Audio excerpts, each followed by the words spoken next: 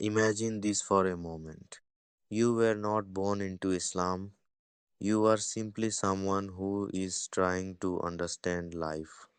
You care about truth, you care about purpose, and deep down, you care about what happens after all of this ends.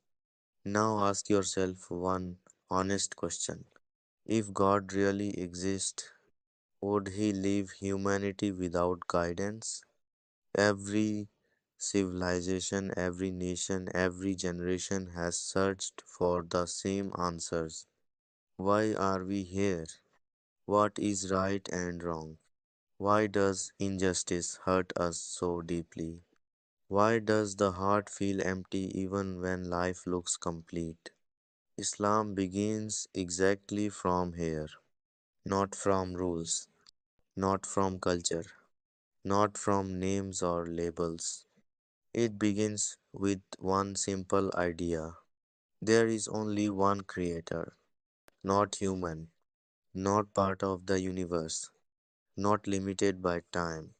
The one who created you knows you better than you know yourself. And this is something important to think about. If a phone needs its manufacturer to explain how it works, then a human being surely needs guidance from the one who created him.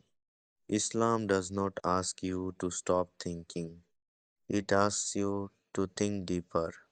It asks you who designed the order of the universe, who placed meaning inside your conscience, who made you feel guilt when you do wrong, even when nobody sees. Islam teaches that God did not abandon humanity.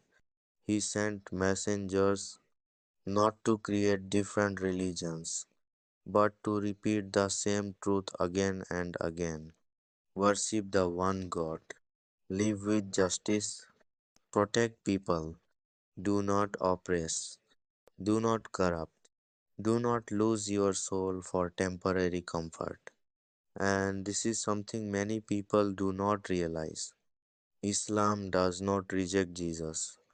Muslims love Jesus. They honor him as a great prophet.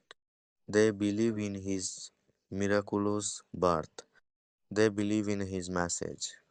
Islam simply protects the idea of God, pure, untouched, above human weakness.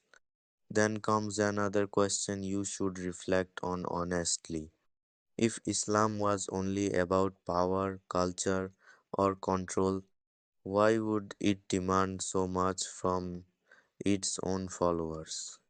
Praying when nobody forces you, giving charity even when you are not rich, lowering your gaze when desire is easy, standing for justice even when it is against yourself. This is not convenience. This is discipline of the soul. Islam does not promise you a perfect life. It gives you something better, a meaningful life, a life where pain has purpose, where patience has value, where every hidden struggle is seen by God. And maybe the most powerful part is this: Islam does not tell you to follow blindly, it tells you ask, read, reflect. The Quran does not speak to a race, it does not speak to a nation, it speaks to the human heart. If you are searching, Islam does not demand that you convert today. It invites you to learn first, to open the Quran, to read it slowly, to listen without fear, because guidance is not forced, it is recognized.